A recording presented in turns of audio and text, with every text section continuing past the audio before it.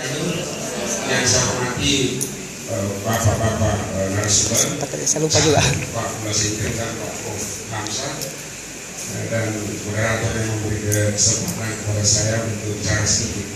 Sedikit saya tidak bertanya, hanya tadi saya sering waktu misi-misi dengan Prof. Hamzah mendiskusikan betapa menariknya yang Bapak sampaikan dan sempat dikatakan oleh Profesor ini, ini ilmu SPG-nya yang kedua ya, ilmu SPG-nya ya, betul adik saya di SPG beliau ya kan itu. Nah, jadi yang ingin saya sampaikan bahwa ilmu yang Bapak sampaikan amat sangat penting bagi calon seorang guru, bahkan dalam menakar di pendidikan profesi guru pun sertifikasi istilahnya itu. Sering saya sampaikan bahwa yang kurang sebetulnya sekarang dalam ilmu mendidik yang istilah mata kuliah pelajaran kita dulu namanya didaktik dan metodik ya kan, yang sekarang menjadi mata kuliah pedagogi ya kan itu. Jadi sekali lagi amat sangat penting dan tampak semakin jelas benang merahnya apa yang saya katakan tadi di pembukaan antara yang digagas oleh Pak Jafar dan bersama Prof. Hamzah dengan ini, bahwa ya tadi hipnosis dalam pembelajaran itu tadi bagaimana membuat konsentrasi atau perhatian yang tinggi itu benar-benar bisa bertahan lama. Dan ini yang penting, bahwa ini materi sangat penting. Lalu mata kuliah yang mungkin mengcover itu adalah belajar dan pembelajaran, dan perlu juga di profesi kedua. Saya sering tanya mahasiswa, kalian itu diajarkan materi mengenai 8 keterampilan dasar mengajar di mata kuliah apa? Karena kan sesungguhnya yang Bapak sampaikan tadi adalah intisari dari 8 keterampilan dasar mengajar. Lalu saya tanyakan, untuk jadi calon guru kan itu pekerjaan profesional. Nah, di mata kuliah apa kalian dikenalkan mengenai kode etik guru? Perbuatan apa yang boleh dikerjakan guru, perbuatan apa yang tidak boleh? Ya, tampaknya belum terjawab secara baik, dan ini saran. Mohon Bapak selaku dekan, ya kan, karena kan mata kuliah itu diampu oleh dosen-dosen dari fakultasnya Bapak.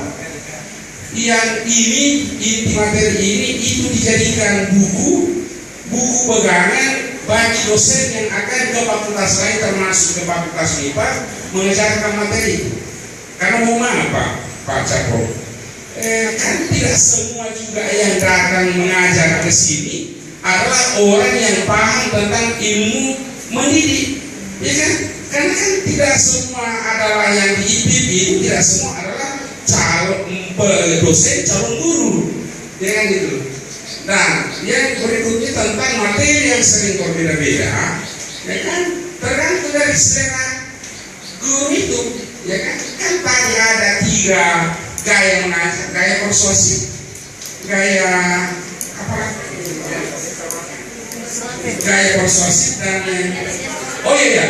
gaya instruksif. Kalau saya 4 Pak, gaya informatif, gaya persuasif, gaya instruksif, dan yang keempat gaya nasib. Ya. Nah, bagaimana agar itu lahir buku yang mengcover ini, ya kan, sehingga nanti disebarkan ke semua fakultas yang notabene adalah calon guru. Saya kira itu saja. Saya hanya mohon permintaan kepada Pak Dekan agar itu bisa direalisasikan. Sekian, assalamualaikum warahmatullahi wabarakatuh. Baik, terima kasih Pak. Sebelum saya serahkan ke Bapak narasumber, mungkin saya akan ulang pertanyaannya dulu ya, karena bisa jadi teman-teman guru yang tidak sempat bertanya punya masalah yang sama. Jadi pertanyaan pertama dari guru dari SMK Negeri 8 Makassar, itu Pak, katanya bagaimana seandainya saat dia mengajar terus tiba-tiba ada kesalahan, ya? Dan ada siswa yang mengatakan bahwa itu salah. Bagaimana cara menerimanya? Apakah langsung mengakui salah atau istilahnya tadi itu jatuh cantik, ya? Itu cantik katanya. Kemudian pertanyaan kedua masih dari penanya yang sama. Bagaimana jika sebelum dia masuk ke kelas itu sudah ada rasa tidak enak lebih dulu? Misalkan karena mengaruh ini kelasnya nanti seperti ini, ya. Nah begitu Pak. Bagaimana cara menghilangkan rasa-rasa seperti itu? Kemudian pertanyaan kedua dari pasca sarjana UNM. Nah, ini terkait tadi Pak, itu kata-kata yang sering berulang. Bagaimana solusinya jika ada sering kata-kata yang berulang seperti apa namanya tadi itu lagi ya, begitu. Kemudian yang terakhir Pak tadi dari Bapak Dr. Samka, saya juga tidak berani menyimpulkan apa pertanyaannya. Mungkin para calon profesor bersama calon profesor bisa mengerti, ya Pak ya. Ya, terserah. Baik, terima kasih Pak. Jadi yang saya mulai yang dari yang terakhir tadi Pak, teman saya Pak Angka. Memang MKDK itu Pak, kami sudah buatkan materi seragam di kabinet saya itu buatkan sampai slide-slide-nya Pak. Nah itu, kalau yang lalu memang belum ada sih tapi belum begitu. Nah, hanya memang belum setajam ini karena dan diperlukan juga kami rencana karyakan itu pertajam lagi. Jadi perlu ada dulu, kalau perlu ada mikro teaching khususnya ini. Nah, nanti kami desain Saya selah sedikit. Dan barangkali bisa dalam rangka workshop itu mungkin ada perwakilan dari Bapak, karena itu yang sesuai dengan kondisi fakultas masing-masing. Ya, kami akan menghubungi PD saja Pak, masing-masing fakultas. Jadi memang ada Pak malam mata kuliah. Saya malam pernah mengajar di sini Pak, itu mata kuliah itu pembelajaran dan perkembangan peserta didik. Bahkan pernah filsafat pendidikan di jurusan kimia kalau tidak salah. Nah itu. Jadi begini, yang pertama tadi begini, guru memang itu tidak boleh salah. Tapi karena dia manusia biasa, dia bisa hilang. Kalau dia tidak hilang, berciri-ciri makhluk halus. Jadi jangan pernah merasa berkurang, merasa jatuh ketika ada kehilapan Anda lakukan. Anda harus mengurai. Saya kira ditanyakan tadi bagaimana cara kembali ke situ. Jangan pernah berprinsip bahwa kalau ada siswa saya yang mengemukakan penyangga misalnya, dan itu memang betul, dibanding. Itu adalah penguatan yang penguatan ekstra. Jangan dilihat sebagai membetulkan yang salah. Anda kembali tadi kemana yang salah, kenapa bisa salah kira-kira begitu? Sehingga mereka menghindari cara itu kalau betul salah. Jadi jangan pernah Anda bertahan mati-matian pada posisi yang salah. Dan inilah yang terjadi zaman sekarang. Sudah susah orang mengatakan engkau benar dan saya salah. Ini kalimat yang sangat dihindari orang. Selalu orang balik saya benar dan Anda salah. Anda kembali. Jadi mana tadi yang bertanya? Anda kembali, tunjukkan yang mana tadi jalan yang Anda katakan. Oh, salahnya di sini. Dan itu bisa memberikan penguatan bagi seluruh siswa di dalam kelas.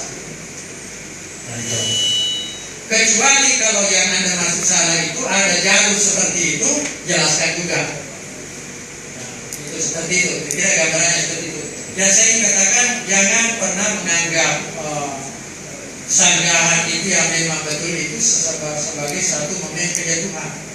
Justru itu sebagai momen sebut saja kolaborasi pendapat itu. Jadi itu Anda malu, seseorang malu karena dia berprinsip bahwa saya benar pada saat saya mengemukakan itu.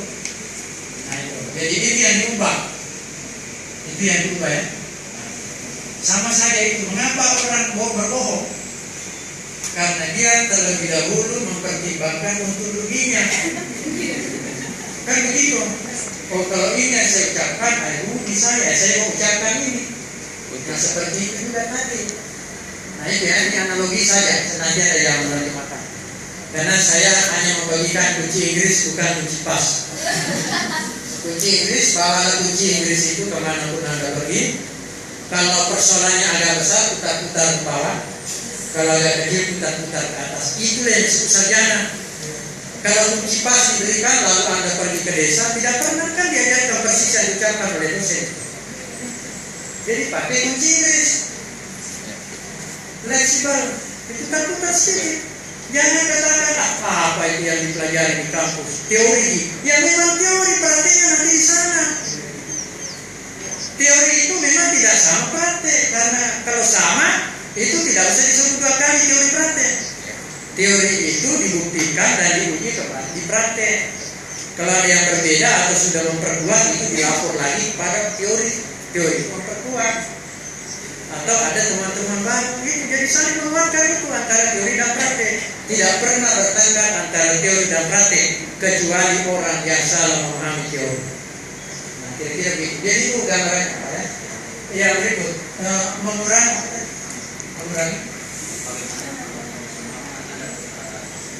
Oh ya. Nah, ini pengelola manajemen diri namanya. Manajemen diri. Anda atau kita semua guru itu harus selalu menghadirkan dalam diri bahwa di dalam kelas ini saya adalah rahmatan lil alaminnya. Saya lah yang pusat perubahannya, pemberi rahmatnya. Kalau saya jengkel di kelas ini, maka saya tidak berada pada predikat sebagai rahmatnya 40 orang yang ada di dalam sini. Dan karena itu gaji yang Anda terima itu menjadi tidak begitu halal betul. Tidak usah dikembalikan, tetapi di-store saja ke tempat lain kira-kira begitu. Kalau itu Anda pertahankan bahwa suasana hati yang tidak menyenangkan itu Anda pelihara, itu Anda tidak berada pada posisi rahmat di dalam kelas. Anda tidak menjalankan fungsi komunikator, fasilitator, inovator, evaluator, kalkulator, mungkin eskapator juga ada. Iya, jadi perankan itu. Jangan pernah pelihara rasa kejengkelan di dalam kelas, suasana kelas, karena sesungguhnya adalah pengubah suasana itu. Anda pengubah suasana itu. Anda hanya didampingi oleh makhluk setan itu yang ketika hadir itu. Kalau Anda pelihara berarti Anda memberi kesempatan lebih banyak kepada yang hadir. Nah itu intinya sebetulnya itu. Harapan orang tua, harapan anak, dan harapan semua orang adalah kepada gurunya menjadi pengubah kognitif, afektif, dan psikomotoriknya anak. Yang saya maksud tadi itu adalah kehidupannya. Dan bagaimana cara mengubah kebiasaan-kebiasaan di dalam komunikasi pembelajaran? Tadi saya katakan kalau di Jepang itu bermula katanya lesson study, bagaimana guru berkumpul 5, 6, 7 orang pergi ke tempat rekreasi mungkin, tetapi membawa kasus-kasus yang dialami di kelas. Yang satu mencoba mempraktekkan, yang 4 itu mengamati dan memberi masukan. Seperti itu bisa dilakukan. Meskipun saya tidak menyebutnya lesson study, tapi itu bagian dari lesson study secara unik. Nah seperti itu. Jangan kita pernah merasa tersinggung dengan masukan dari teman-teman. Itulah intinya penelitian tindakan kelas. Penelitian tindakan kelas itu kan ada rukunnya. Rukunnya itu harus ada observernya, dan itu harus orang lain. Nah kalau mau mengurangi kebiasaan minta satu observer ketika Anda mengajar. Berapa kali itu terjadi? Tapi Anda sadari dan Anda berusaha dalam proses itu untuk mengurangi. Tidak usah diproklamirkan. Anak-anak, hari ini saya mau mengurangi sebanyak 5 kali. Besok saya kurangi lagi. Tidak usah disampaikan. Cukup Anda mencoba untuk meyakinkan diri Anda bahwa sudah mulai terjadi. Nah itu intinya. Kata saya tadi tidak berarti tidak boleh sama sekali. Hanya kalau kebanjiran itu yang tidak bagus, mengganggu. Sugesti pembelajarannya menjadi terkontaminasi. Karena persoalan gangguan-gangguan yang tidak terkendali. Itu saya kira yang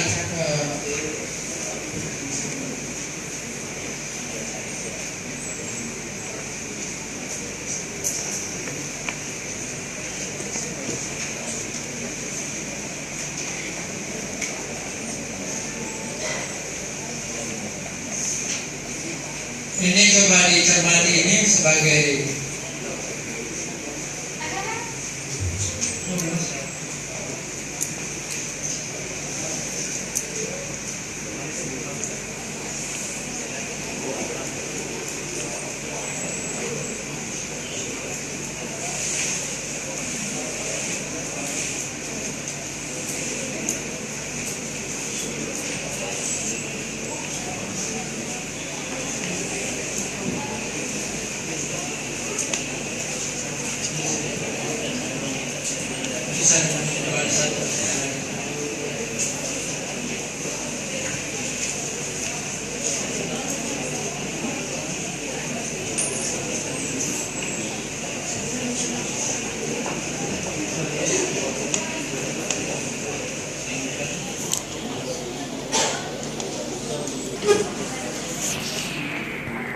sudah.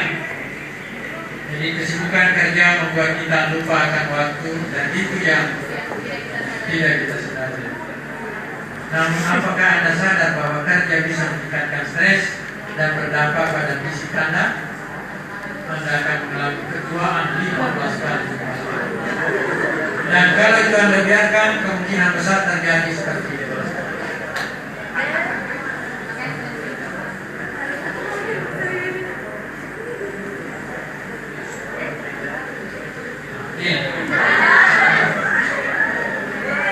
Jadi kalau yang pertama tadi Anda tidak bisa atasi, saya mencoba sedikit penutup begini. Jangan pernah Anda membenci stres, karena sesungguhnya stres itu ialah hak segala bangsa.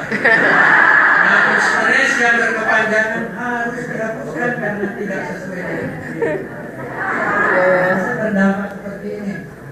Tidak pernah orang maju kalau tidak mau stres. Jadi stres itu teman maju bersama. Stres jangan dibenci tapi dikelola. Karena itu sahabat sehari-hari, seorang mahasiswa, seorang guru. Demikian, kalau ada yang salah mohon dimaafkan. Wassalamualaikum warahmatullahi wabarakatuh.